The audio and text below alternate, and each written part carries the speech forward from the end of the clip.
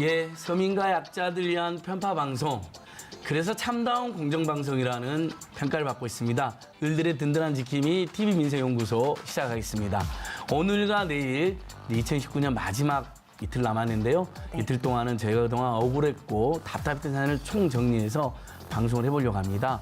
그 전에 주말에 그 정치하는 엄마들이라고 하는 정말 대단한 시민 모임 있지 않습니까? 유치원 3법 통과에도 앞장서시고 어린이 생명안전관련 법률도 앞장서시고 아동 학생들 급식 개선도 앞장서신 분들이 글쎄 올해 언론인상으로 우리 TV민생연구소까지 또 공동수상자로 선정해 주셨더라고요. 정말 고맙다는 말씀드리고 무거운 또 책임감을 느낍니다. 네. 또 오늘 저녁에 있는 한국인플루언서 산업협회 제1회 어워드가 있는데 거기서 선한 영향력 특별상을 또 저희 방송이 수상했다는 겁니다. 한 200번 넘게 열심히 하긴 했지만 여기서 상을 주시는 것은 그만큼 방송이 그런 역할을 제대로 못했기 때문에 TV민생연구소가 돋보인 면이 있었다는 것 같습니다. 저희는 거기에 자만하지 않고 더 열심히 서민들과 민초들 곁으로 달려가도록 하겠습니다. 정말 네, 고맙습니다. 감사합니다. 저희가 이렇게 상을 주신 이유가 정말 소외된 분들, 억울한 분들, 힘없는 분들의 목소리를 저희가 잘 전달했다라고 해서 칭찬해 주시는 차원에서 저희에게 상을 주셨는데요. 그 취지를 정말 잘 살린 코너가 바로 오죽했으면 코너였습니다.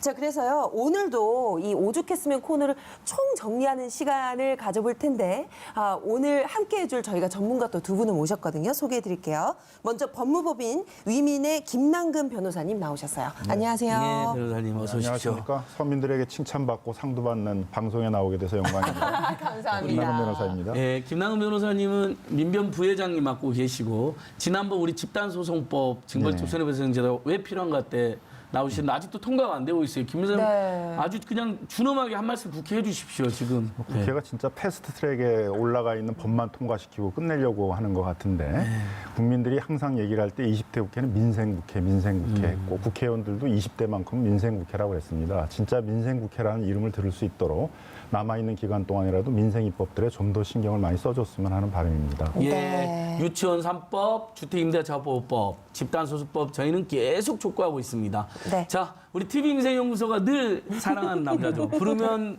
달려오는 남자. 부릉남. 네. 구봉기 생활연구소장 오셨습니다. 네, 안녕하세요. 안녕하세요. 네, 부릉부릉 오늘도 왔습니다. 예, 내일 또 오신다면서요. 네, 맞습니다. 아유, 정말 고맙습니다. 우리 가족입니다. 네, 네, 그렇습니다. 네. 자, 오죽했으면 코너는요. 저희가 지난 9월 30일 방송 시작으로 총 12개의 사연을 전해드렸습니다. 자, 과연 어떤 사연들이 있었는지 정리해봤거든요. 함께 보시죠.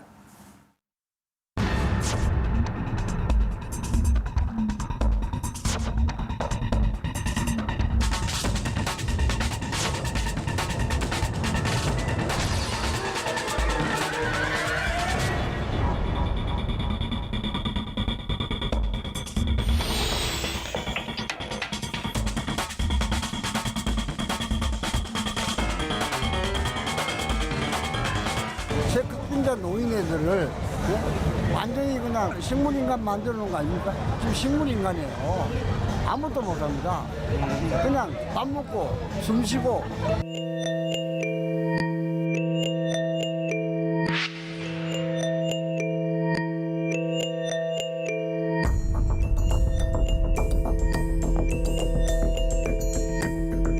기초연금 해결하라!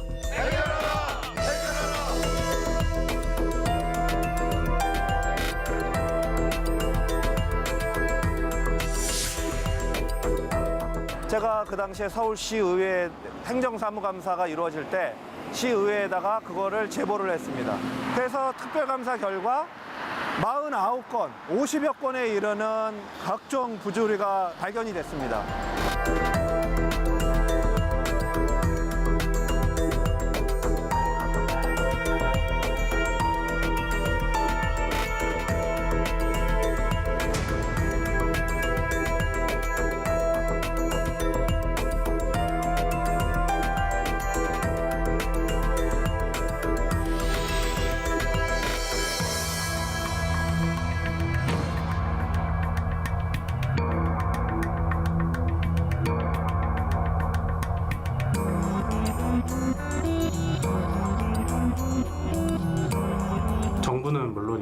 공항공사, 항공사 어디서도 환승 구역에 머무는 난민들을 돌보거나 뭐 지원하거나 하지 않습니다.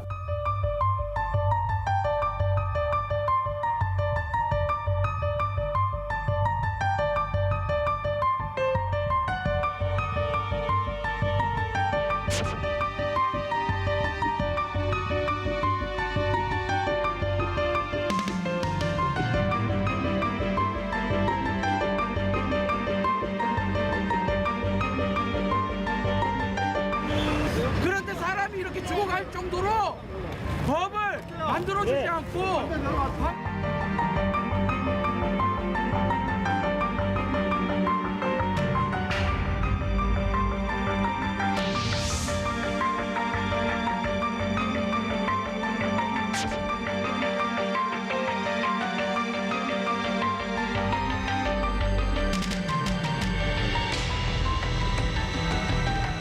아내하고 약속을 했습니다.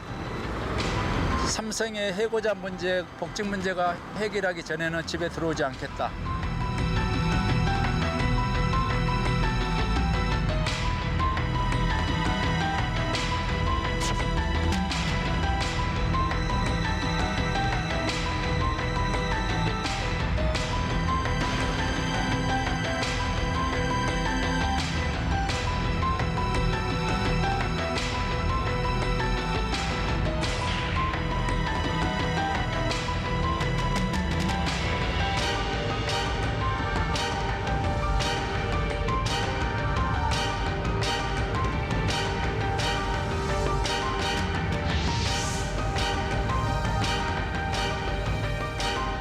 네, 예. 그동안 알았던 저희가 12개 사연들 한번 쭉 봤는데 아 정말 답답하고 저 문제도 빨리 해결돼야 되는데 해결되지 못한 부분이 너무 많아서 참 속상합니다. 전 개인적으로 저희가 그 12월 2일 날 방송했던 형제복지원 사건 이분들의 그 국회 앞에서 고공농성하시는 분들 사연을 저희가 전해드렸는데 사실 이 사건이 굉장히 큰 사건이거든요.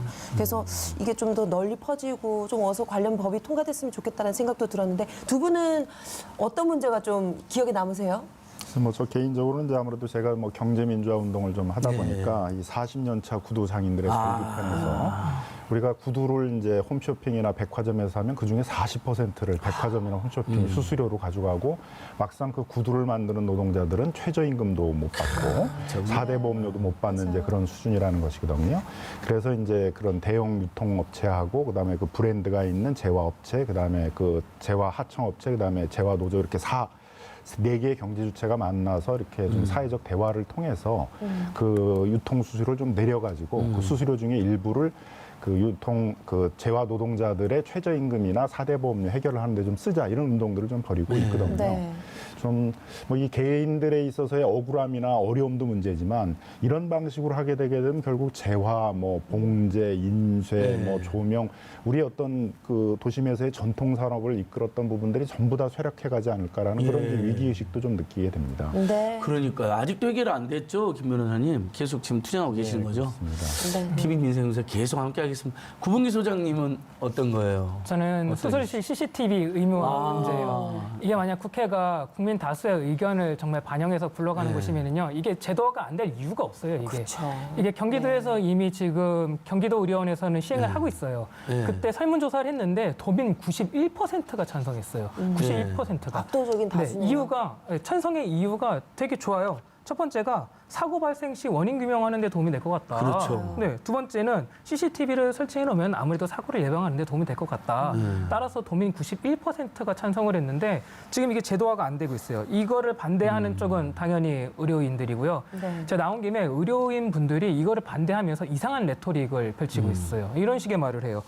의사들이 잠재적 범죄자냐 이런 말씀을 하는데 이거 레토릭 오늘 부수고 들어갈게요. 맞아요. 잠재적 범죄자예요. 이게 왜 그러냐면 우리 모두는 잠재적 범죄자예요. 우리들이 상시적 범죄자고 예정된 범죄자겠어요. 이걸 이렇게 생각해 보면은 이게 편해요. 우리는요 잠재적 장애인들이에요. 이런 식으로 받아들여야지. 그렇죠. 언제나 사고 나서 장애인될 수도 있고 그럼요. 우리 노동자들도 CCTV 다 설치해갖고 일하고 있잖아요. 네, 맞아요. 버스 노동자들도 맞아요. 그렇고. 네. 예. 맞습니다. 우리들 얼마든지 실수로 범죄 그래요. 저질러서 범죄가 될 수 있는 거니까요. 이 레토릭은 부수고 들어갈게요. 맞습니다. 의사 선생님들에게 저희가 한없는 존경과 믿음을 보내드리되 워낙 수실 전후에 사고가 많았잖아요. 의료사고도 많았고 그에 대한 불안감과 두려움이 국민들에게 있는 거거든요. 그 정도는 좀 수용해 주셨으면 하는 바람 다시 한번 전하고요. 네. 저는 개인적으로는 줬다 뺏는 기초연금이에요. 아, 네. 사실 노인 인구분들이 이제 그 1인 생계비 우리 얼마 전에 했잖아요. 네. 4인 생계비가 130만 원 정도 나오잖아요. 네, 1인이 51만 네, 원 1인이 정도예요. 50만 원. 네. 근데 기초연금 주니까 아이고 좋아라 했는데 기초연금 소득 잡아가지고 다시 뺏어가 버려가지고 한 푼도 안 늘어나는 거 아니에요. 얼마나 이 노인 빈곤이 이 국가에서 우리 할머니 할아버지 우리가 사랑하는 그분들이 평생 자식들과 사회를 해서 애쓰고 마지막에 그런 빈곤을 겪고 있는데 비참한 김남은 의사님 이게 근데 얼마 전에 헌법소원에서 제가 내가 만드는 복지국 오건호 대표님 만났더니 길거리에서 하소연하더라고요. 헌법소원 졌다고. 어떻게 된 거예요 이게? 네. 이제 헌법재판이라는 것도 네. 이제 합헌적 법률 해석이라고 그래서 최대한 합헌적으로 해석을 해보고 그래도 안 되면 위헌 결정을 하라는 거니까요. 네. 한 1000건 정도의 위헌 심판이 올라오게 되면 그중에 한 건 정도나 위헌 판결이 나는 그런 거거든요. 그러니까 너무 원래 짜다, 위헌 너무 자체가 짜. 이제 예. 나기가 어려운 건데 그래도 합헌이라고 해서 이게 잘된 제도다, 합리적인 제도라는 의미는 아니거든요. 예. 사실은 이제 그 국민기초생활보장법 시행에 있어서의 생계급여라는 것들은 빈곤 때문에 주어지는 것이고 또 기초연금이라는 건 이제 보편적 복지념에 따라서 그 65세 이상의 노인들이 그러니까요. 대부분 이제 어르신들, 어려움에 예. 처해니까 그런 차원에서 이제 지급을 하는 것이어서 이제 그건 취지가 좀 다른 거니까 어떻게 보면 그 두 가지를 좀 다 받게 해야 되고 특히 이제 생계급여 자체가 너무 낮아가지고 예. 그 생계급여 가지고는 이제 어떤 인간다운 생활하기 어렵다라는 측면에서도 보면은 두 가지가 같이 수혜 대상이 돼야 되는데 그게 이제 중복된다 어떻게 보면 이렇게 봐가지고 이제 하나만 받게 이제 하다 보니까 빈곤 노인의 입장에서는 이제 더 상처를 받게 되는 것이 아닌가 이제 이런 문제를 낳는 것 같습니다. 네. 김 선생님 나오신 김에 그 법원이 인정 파산을 생시 인정하는 최저 생계비는 기존 우리 노인분들이나 빈곤 받는 생계비 2배를 인정하고 있더라고요. 중위소득 60%. 그게 이유가 있겠죠. 법원도. 예. 법원도 원칙적으로는 이제 최저 생계비를 다 인정을 해야 되는데 이게 채권자와 이제 채무자 간의 어떤 그 타협을 하는 거거든요. 채무자가 어느 일정 기간 동안에는 이제 그 일정한 금액을 가지고 생계를 꾸려 나가면서 나머지 돈을 빚을 갚다가 이제 그게 뭐 2년이든 3년이든 그 기간이 지나면 나머지를 면책받는 이제 그런 것입니다. 그래서 이제 법원도 너무 최저 생계비를 너무 낮게 책정을 하고 있다 그래서 비판을 많이 받아서 최근에 회생법원이 이걸 그 국가가 정하는 최저 생계비의 80%까지 늘렸거든요. 예. 이제 근데 막상 이제 정부는 이제 그런 데에서 좀 그러니까요. 아직은 소극적이어서 좀 비교가 될 수 있는 거죠. 예, 그러니까 네, 제가 그렇습니다. 법원 보수적인 법원마저도 거의 2배 가까이 인정해 주는데 정부가 너무 짜다 이런 생각이 들더라고요. 네, 맞아요. 저는 이 토지 난민 편도 참 충격적이었던 것 같아요. 이 오죽했음을 통해서 저희가 방송을 드렸는데 이 장이동 전통시장에서 정말 몇십 년 동안 오랫동안 장사를 하신 분들이 이 보상금 그냥 한 2천만 원, 3천만 원 이거 받고 나가세요. 이렇게 된 경우였어요. 그래서 토지 강제 수용으로 원치 않는 이주 또는 이 재산 피해를 본 분들이 한 해 32만 명이나 된다고 합니다. 정말 어마어마한 숫자인데요. 사실 이 토지 강제 수용 문제는 좀 저희가 좀 따져봐야 되겠더라고요. 이게 공공의 이익을 위해서 저희가 수용을 한다라고 하는데 이게 너무 남발되는 경우도 많더라고요. 그렇죠? 네, 어떤가요? 이게 강제 수용 같은 경우는 아무래도 최소로 가는 방향으로 나아가야 돼요. 왜 그러냐면은 말 그대로 강제로 토지를 수용하는 네. 거기 때문에요. 정말 폭력적이에요. 근데 사실 토지보상법을 보면은요, 공익사업을 위한 사업일 경우에 강제 수용이 가능하다라고 하면서 이제 사업들을 열거해 놨어요. 근데 납득이 돼요, 앞부분은. 철도, 항만, 도로, 공항, 수도, 하수도, 전기, 통신 등등 뭐 이렇게 나열이 돼 있어요. 근데 문제는 뭐냐면요. 여기서 문제가 없는데 뒤에서 별표로 110개를 빼놨어요. 110개를 빼놓고 예외를 너무 많이 해놓으니까 이게 토지 강제 수용이 너무 빈번하게 이루어지고 있는 거거든요. 네. 김 변호사님도 이런 소송 많이 공익소송 많이 하셨죠. 쫓겨나는 분들. 뭐 이제 가장 이제 강제 수용의 문제는 이제 첫 번째 앞에서 시작할 땐 공익적 목적으로 결국은 이제 일정한 희생을 전제로 해가지고 강제 수용을 하고 뒷부분에 가면 또 그게 또 희석된다는 겁니다. 그래서 또 LH나 이런 데서 강제 수용해 놓은 것들을 대형 건설 회사에 또 공공택지를 많이 매각을 하고 있어요. 그래서 대형 건설 회사들이 그 토지를 이제 싸게 사가지고 거기다 아파트를 져서 막대한 개발 이익들을 얻고 있는데 이게 과연 정당한 것이냐 이런 이제 문제가 제기가 되고요. 두 번째로는 이제 현대 사회에 있어서의 보상의 원칙은 생활 보상이에요. 그냥 그 부동산에 대해서만 이렇게 제값을 주면 된다는 게 아니라 그런 강제 수용이 없었던 것과 똑같은 상태를 만들어줘야 된다는 거거든요. 그래서 이주 대책을 만들어줘야 되고 상인들 같은 경우는 임시 상가 같은 것들을 만들어가지고 영업을 계속할 수 있도록 해줘야 되는데 그러니까 재개발 사업 같이 이제 완전히 그냥 거기서 사실상 폐업을 시켜버리는 거거든요. 다른 데로 갈 수 있는 이주 대책을 안 만들어주고 옆에 이 임시 상가 같은 걸 안 만들어주면 중단돼 버릴 수밖에 없잖아요. 사실상 폐업이 돼 버리는데 막상 또 보상은 폐업 보상을 해주는 게 아니라 잠시 한 3개월 휴업하는 걸로만 인정을 해서 휴업 보상을 해주다 보니까 사실 그 근처에 다른 데 가가지고 이제 영업을 다시 할 수가 없는 거죠. 그래서 사실상은 대부분 영업을 접게 되는 경우들이 많이 있는데 이제 그렇다 보니까 이제 한이 많이 맺히게 되는 것이고요. 그래서 뭐 가능하면 이런 이제 강제 수용이나 강제 철거를 하는 방식보다는 상태를 좀 유지를 하면서 이제 도시를 정비해 나가는 이제 도시 재생 방식으로 좀 하자라는 그런 이제 최근에는 좀 방향 전환들이 이루어지고 있습니다. 예. 네. 아무튼 뭐 너무 우리 오죽했으면 사연들을 하나하나씩 보면 네. 정말 오죽했으면 이런 말이 그냥 터져 나오는데 맞아요. 저는 또 하나 가슴 아팠던 게 그 장애인 그 분들이 노조를 만들었어요. 네. 장애인 일반 노조. 제발 고용할당률 좀 지켜라. 근데 이 부분도 법도 안 지키죠 지금 대기업들이. 네, 굉장히 근데 심각하던데요. 이게 이제 문제가 고용 할당률을 안 지키면 이제 과태료 같은 걸 내게 돼요. 근데 그게 얼마 안 된다는 거예요. 차라리- 그러니까 대기업들 입장에서는 그냥 안 지키고 그 돈을 내면 되는 거지.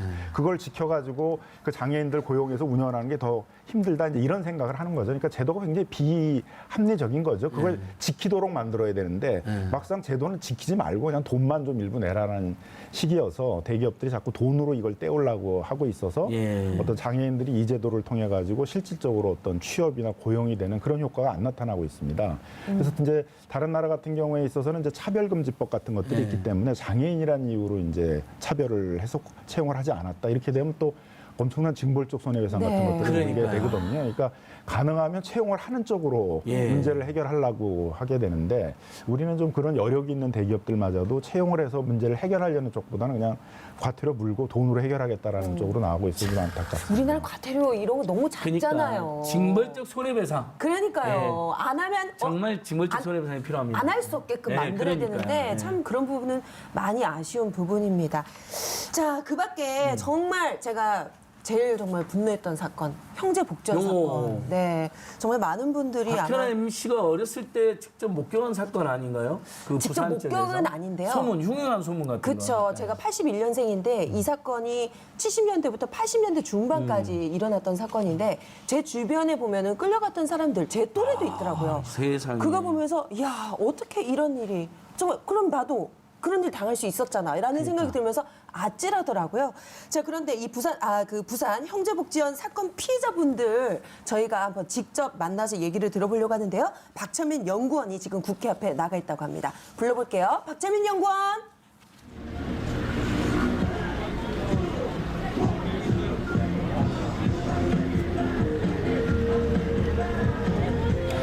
네, 퇴근길 인터뷰 박철민입니다. 저는 지금 국회 정문 앞에 나와 있습니다.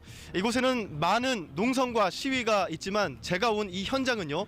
그중에서도 부산 형제복지원 사건에 대한 진상규명을 촉구하는 거리 노숙농성이 이어지는 천막 앞에 있습니다. 자, 이곳에 보시면은요, 이 형제복지원과 관련된 이 사건에 대한 진상규명을 촉구하는 역사의 주마등 같은 그런 사건의 진상들이 이렇게 걸려 있습니다. 자, 이곳은요, 바로 이 천막 옆인데요. 자, 이 노숙농성에 있는 천막은요, 이곳에서 형제복지원의 진상규명을 촉구하는 두 분께서 계속 생활을 하시면서 있다고 해서 제가 직접 들어보도록 하겠습니다. 안녕하세요. 네, 안녕하세요. 네, 네. 자, 한겨울에 이렇게 천막을 쳐서 노숙농성을 하고 계시는데요. 두 분 먼저 자기소개 부탁드립니다. 예, 저는 그 형제복지원 피해생존자 한종선입니다. 네, 저도 형제복지원 피해 생존자 최성우입니다. 네, 피해 생존자라고 두 분 소개를 해주셨는데 그곳에서 참혹했던 현실을 직접 마주했던 두 분이시죠. 자, 이렇게 그 진상규명을 촉구하는 목소리를 내기 위해서 노숙농성을 하고 계신데요. 자, 이곳에 이름이 좀 특이하다고 들었습니다. 이름과 함께 그 노숙농성을 하시는 이유까지도 설명해 주시죠. 예, 여기 농성장이 지붕을 자세히 보면 파란색으로 덮여 있거든요. 그래서 청와대에서 그 사람들의 말을 듣겠다고 해서 한 것처럼 네. 여기가 국회 앞 블루하우스라고 부르기도 하고 다른 국가폭력 피해자분들이 여기 들어오셔서 커피 한잔 나누면서 서로 위로하고 하는 곳이라서 사랑방이라고도 부르기도 해요. 네. 노숙 농성을 계속 하고 계시는데요. 오랜 기간 하셨죠? 얼마나 하셨나요?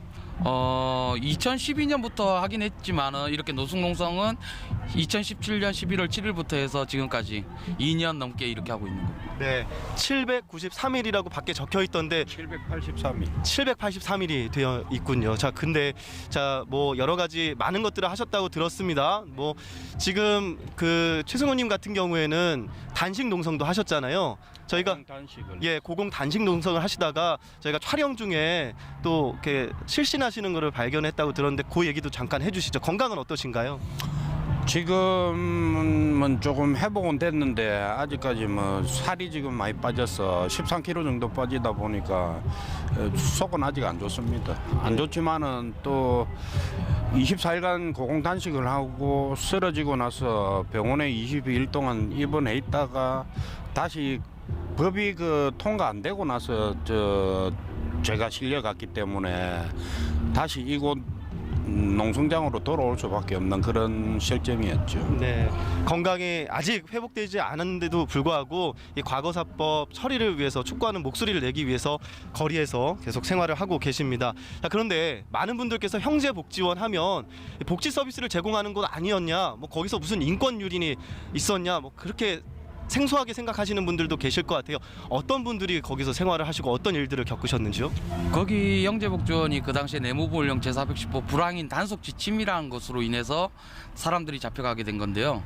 그 들어가는 구조는 장애인, 껌파리, 신문파리, 그리고 매춘, 그리고 뭐 고아 이런 애들을 잡아가게끔 이렇게 돼 있는 거예요. 그런데 아시다시피 여기 계신 사람들이 그 당시를 기준으로 하면은 다 잡혀 들어갈 기준이라는 거죠. 불황인으로 경찰의 눈에 의해서.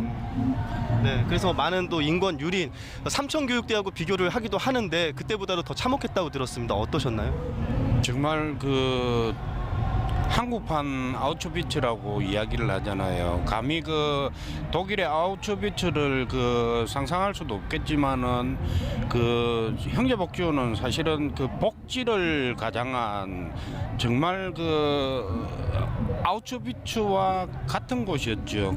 거기서 심지어는 맞아 죽어야 하고 그리고 굶어 죽어야 하고. 또 어떤 사람은 또 탈출하다가 잡혀서 죽기도 하고 그냥 지옥이었죠. 네. 그 말 그대로. 자, 그리고 또 이제 과거사법에 대한 처리 촉구를 지금 추구하고 계신데 지금까지 진행 상황이 지금 법사위는 통과됐지만 국회 본회의 계류 중이라 들었어요. 어떻게 진행되고 있는지요? 아직 법사위 통과 안 됐습니다. 법사위가 법사위 아직 계류 중에 있어요. 법사위 계류 중이고, 네. 그런데 지금 뭐 협의나 이런 부분에 대해서 직접적으로 좀 목소리를 내고 계시잖아요. 네, 그때 이제 11월 28일, 29일 날 이제 법 통과를 우린 기대하고 있었는데 자유한국당 의원님들께서 이제 공수처법 반대와 선거법 반대 때문에 필리버스터를 거셨지 않습니까? 그러면서 올스톱이 돼 버렸어요. 그러다 보니까 우리께 본회의까지 넘어가 있는 상태라면 그래도 마음에 한켠에 여유라도 두겠는데 법사위에서 논의조차 안 되고 있는 상태에서 막혀버리니까 20대 국회는 이제 끝이 나버린 거죠. 그런 상태라서 지금 임시국회가 열려가지고 법사위에서 이렇게 빨리 올려줘야 된다는 거죠, 본회의로. 그래야지만 통과 가능성이 있는 거예요. 네.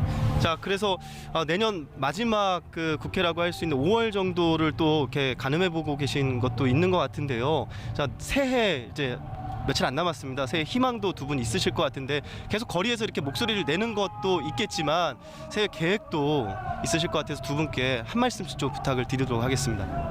저는 개인적으로 진짜 국가폭력을 당한 피해 생존자들이 이렇게 길거리에 나와가지고 이렇게 있어야만 되나 그런데 회의감이 느껴져요. 그래서 2019년도 오늘 30일이잖아요. 이제 마지막 하루가 남았는데 2020년 새해에는 국가폭력으로 진짜 힘들게 이렇게 노숙투쟁하거나 여기 한국 전쟁 민간인 학살 유족회라든지 성감학원 서산개척단 그 외에도 수많은 국가폭력 피해자들이 있는데 그분들을 위해서라도 국회가 제대로 민생 법안을 좀 제대로 통과시켜 가지고 저희들이 하루 빨리 집으로 돌아갈 수 있게끔 만들어줬으면 하는 그 바람이 바람입니다. 네.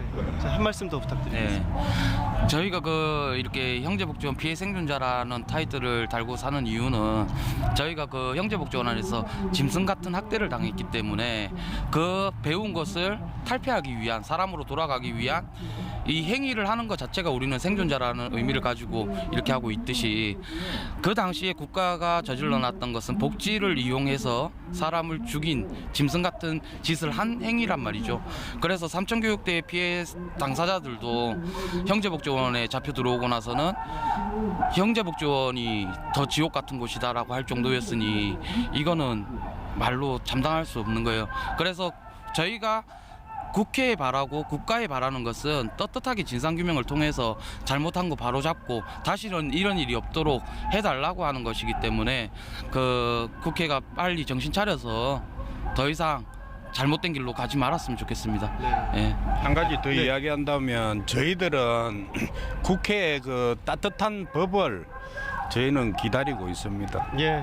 조속히 또 국회 처리가 되도록 좀 기원하겠습니다. 두 분 말씀 고맙습니다. 네, 감사합니다. 네. 찾아주셔서 감사합니다. 네, 자, 과거사법 앞에는요 두 단어가 있습니다. 진실과 화해. 진실과 화해를 위한 과거사법이 하루빨리 처리가 돼서 다음 인터뷰에서는 진상 규명이 됐다라는 그런 이야기도 전할 수 있었으면 좋겠습니다. 지금까지 퇴근길 인터뷰 박철민이었습니다.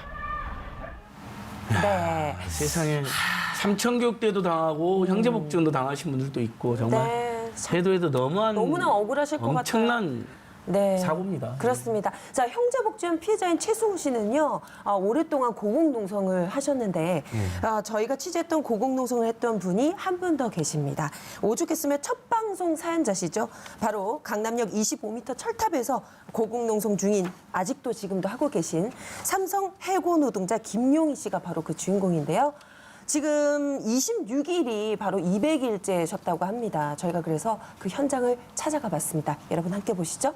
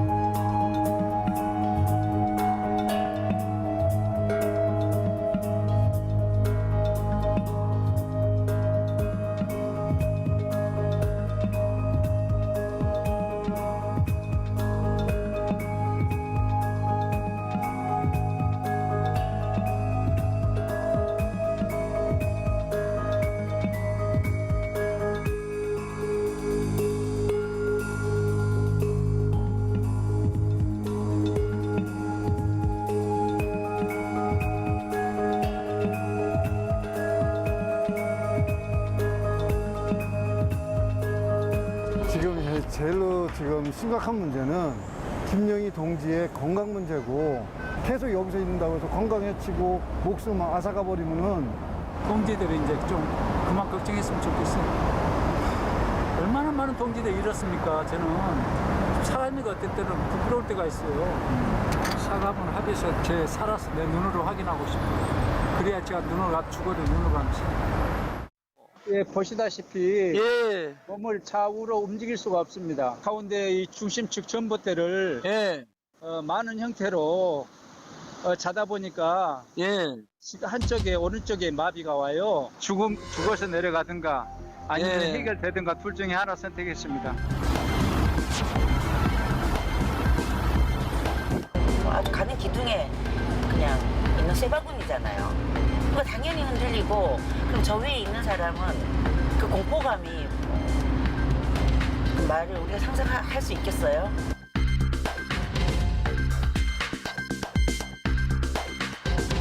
아무래도 그전에는 알려지지 않았잖아요, 많이. 이 상황이 알려지지 않았는데, 그것이 알려지면서 아마 기폭제 역할을 했다고 저는 봐요. 그 방송이.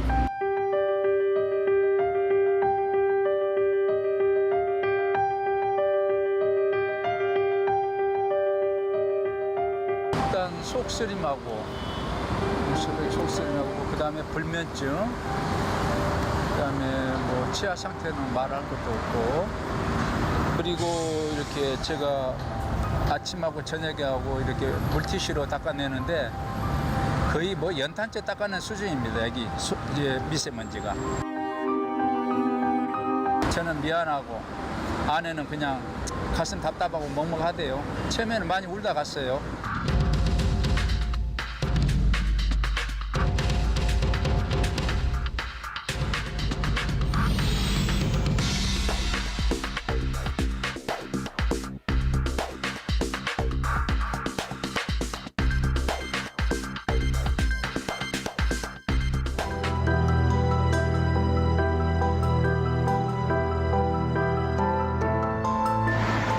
여기는 삼성 본관을 마주하고 있는 강남역 사거리 CC철탑입니다.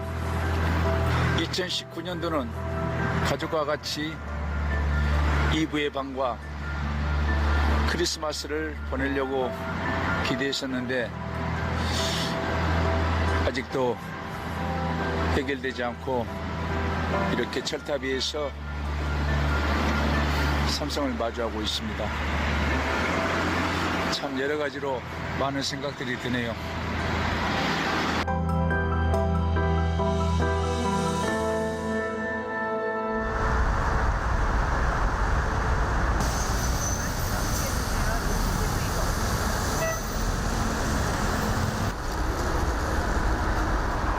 여기는 24시간째가 활동하고 있는 공간입니다. 보시다시피 몸을 좌우로도 자유롭게 돌릴 수가 없습니다.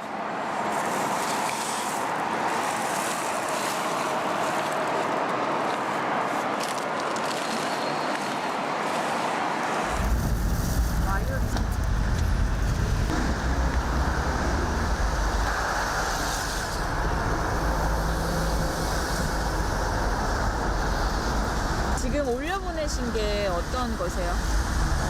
어제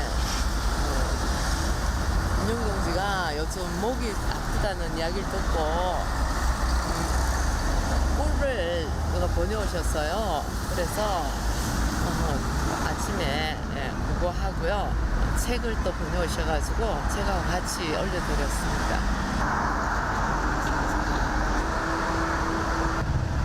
본인 이야기로는 아직까지는 버틸만 하다고 이야기를 하고 있어요. 과거에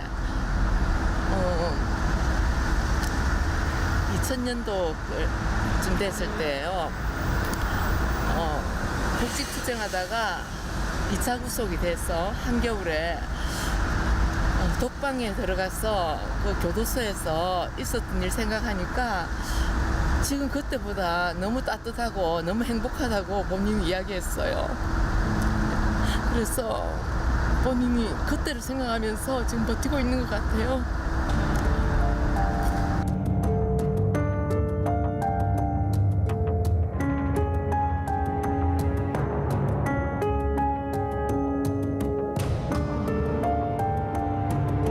(2019년도) 강남역 철탑위의 시간은 24년 오늘 6개월 전에요.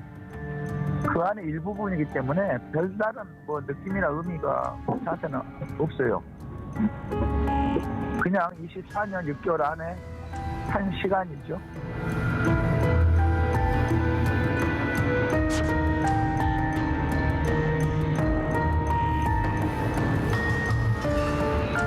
저희 앞에서 만약에 그 삼성 관계자로부터 들었다고 하면은 한마디로 말장난 그만해라 라고 외치고 싶었어요.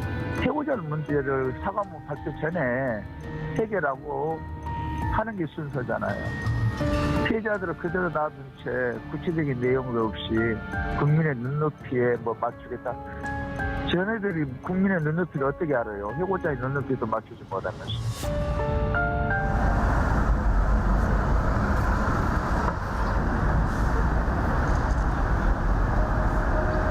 넉 달 되었네요. 4년 할수록 가슴 아픈 일이고 한 개인의 불행사뿐만이 아니라 우리나라에 있는 모든 노동자들에게도 사실 해당되어질 수 있는 그런 일이라는 것에서 국가적인 어떤 관심이 있어야 되지 않겠는가 하는 생각을 하고 있습니다.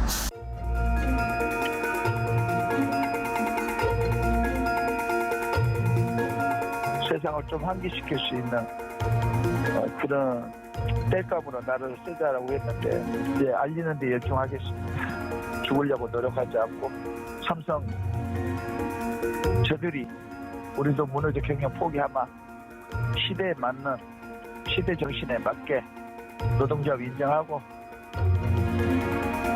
더 이상 노조 파괴 범죄 가담하지 않게끔 제가 남아서 그게 제 몫인 것 같아요. 네, 날이 너무 추운데 예, 김정희 지금 씨 이제 참 걱정입니다. 당장 내일 뭐 영하 10도 한파가 그러니까요. 걱정되는데요. 네네. 2020년 가족들하고 보내셔야 되지 않겠습니까? 맞습니다. 저희들이 알고는 뭐 계속해서 삼성에 대신 이제 결단을 촉구하고 있는데 네. 삼성이 거기에 전혀 응하지 않는다. 또는 뭐 아주 미약한 안만 가지고 있다. 뭐 이런 네. 그 정보를 저희들도 입수했는데요. 그렇습니다. 아니 대기업, 글로벌 대기업 삼성 뭐 하는 겁니까? 네. 빨리 그동안 지금 많은 악행들이 밝혀져서 재판도 받고 국민들로부터도 혼나고 있던데 이 문제 해결하시죠. 네. 김 변호사님, 저번에 나름대로 또 예전부터 삼성이나 이건일가 고발도 많이 오셨는데 민변하고 참여돼서 요 사태에 대해서 한 말씀 해주십시오. 그러니까 삼성이 사과를 한 게 이재용 부회장이 형사재판을 받고 있고 실형을 받을 위험성이 크기 때문에 사과한 거 아니냐라는 이제 그런 우려들도 있습니다. 예. 삼성이 지금 노조와의 사건이나 삼성 바이오로직스 회계 분식을 숨기기 위해서 공장 바닥을 뜯고 이제 증거를 인멸한 사건 같은 걸 보게 되면 회사 차원에서 조직적인 그런 범죄 지시가 있었고 그러한 불법적인 지시에 대해서도 맹목적으로 충성하는 문화가 있다라는 네. 것들이 밝혀지고 있습니다. 뭐 이런 방식으로 해가지고는 이제 세계 인류 기업이 되긴 어렵다라고 생각을 하고요. 그런 차원에서 이제 삼성도 그 준법경영위원회 같은 것들을 만들어서 준법경영 시스템들을 구축하겠다고 하고 있는데 거기서 해결해야 될 제1차적인 문제가 이런 과거에 이제 삼성의 불법경영에 피해를 봤던 뭐 해고 노동자들이나 이런 부분들을 구제해야 될 문제라고 보여지고요. 네. 더 나아가서는 이 사회에 적어도 총수일가로부터 독립적으로 불법경영을 감시할 수 있는 그런 독립적인 이사들이 참여할 수 있도록 하는 그런 조치가 있어야 될 것 같습니다. 네, 그렇습니다. 예. 자, 오죽했으면은 이게 또 끝이 아닙니다. 자, 오늘도요, 사회 곳곳에서 나홀로 외로운 싸움을 하고 계신 분 저희가 목소리를 담아왔습니다. 오늘의 오죽했으면 함께 보시죠.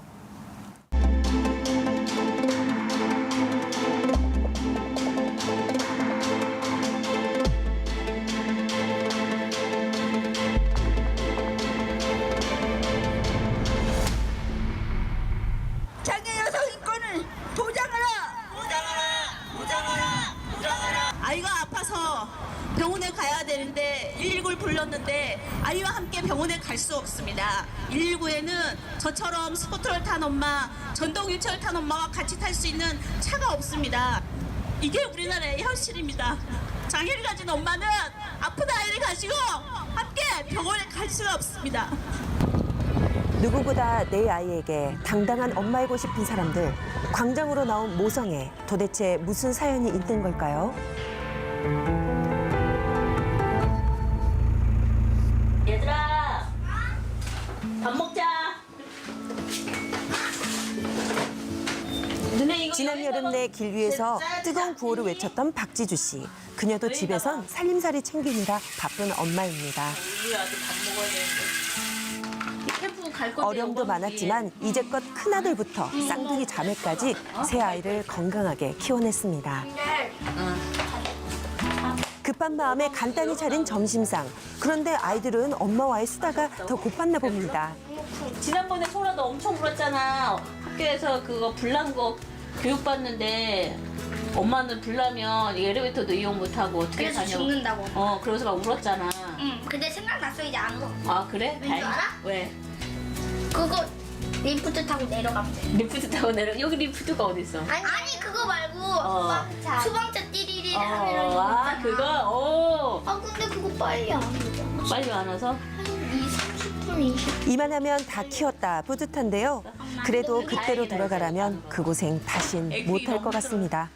그게 아이 성장 과정에 따라 좀 차이가 많이 나는데 영유아일 경우는 정말로 이 아이의 안전이 제일 시급하잖아요. 그리고 가장 기본적인 그 성장을 위한 음식 제공, 청결, 그다음 아픈 병원 데리고 가는 이런 과정이 모두 다 거의 육체 노동이 거의 육체 노동이라고 해도 그러니까 결국은 그 보조할 수 있는 누군가의 손길이 없으면 온몸으로 그걸 해야 된다는 그 자체는 정말 힘든 일이에요. 정말.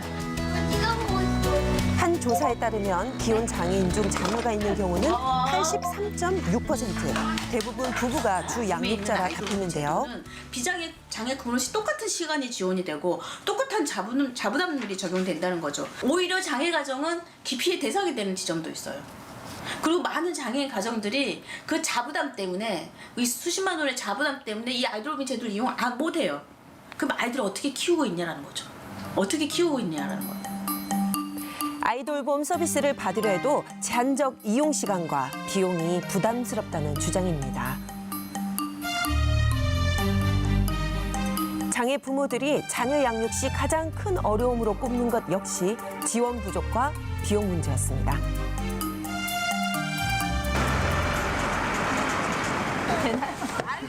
장애인과 비장애인의 구분 없이 지원되는 탓에 제도가 현실을 따라가지 못한다는 지적도 있는데요. 제 사진 찍을 때 이런 표정 짓고. 사실 아이가 어릴수록 부모들은 양육에 어려움을 겪기 마련이죠. 양말 미끄러져. 지체장애가 있는 이유리 씨도 도움의 손길이 절실한 상황. 그 옆에 나가지 있어요.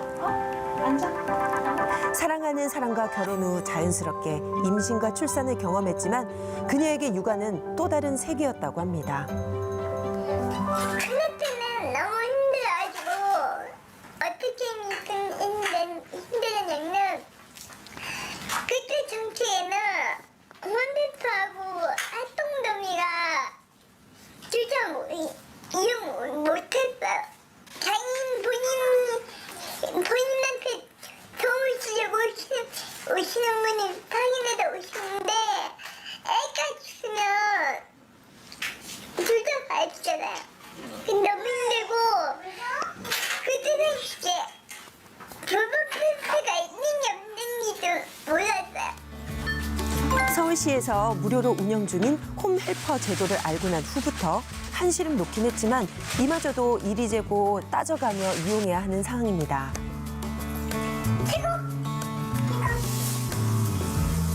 이 홈헬퍼가 이렇게 적잖아요. 일하시는 시간이, 그러니까 급여가. 그래서 많은 사람들이 기피한다고 하더라고요. 아, 급여가 좋으시니까. 네네네. 어느 정도 가시는 거예요? 저는 실수령액은 70 정도. 한 달 며칠? 네, 한 달이에요. 그냥 하루에 며칠 정도? 하루 4시간. 또 이제 예외적인 상황에서는 보통 4시간씩 하라는데 예외적인 상황에서는 뭐 6시간, 8시간 해도 된다고 하더라고요. 근데 이제 70시간 내에서 더 많이 일해도 하려면 하는데 돈은 급여는 그거다. 아예 이제 그렇게 얘기하고 한 거니까. 아, 일은 뭐 한 마음만 들어 상관없는데 돈은 그것뿐이야 묻히니까. 네.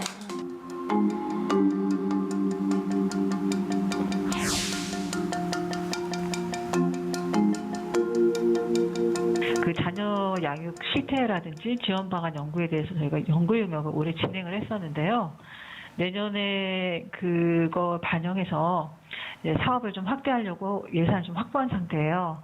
뭐 금액이 큰 건 아니지만 한 2억 정도를 자녀 양육 실태 그 연구가 반영해서 확대 지원 계획을 이제 내년 초에 수립할 계획이고 바로 한 1월 중순이나 바로 1월 말 정도부터 확대 시행하려고 계획 중입니다. 하지만 장애 부모를 힘겹게 하는 건 이뿐만이 아닙니다. 하나도 힘든데 왜 둘을 낳냐 그러냐. 요새 기형아도 많이 난다는데 왜 몸도 불편하면서 애 잘못된 애 낳으면 어쩌려고 그러냐. 딱 그만하는데 진짜 정남이 다 떨어지고. 처음에는 나는 애기들 될 건데 너 이거 못하니까 내가 애기 키우마. 너 상관 말라. 그런 식으로 얘기하는 거예요. 그래서 안 된다. 내가 어머니 저 신랑 피자만 빌려서까지 키울 거예요. 그러니까 우리 아들은 피곤한 거 자야 돼. 그런 식으로 얘기하는 거예요. 장애인의 모 부성권에 대한 비장애인의 인식 수준 그리 높지 않은 편입니다.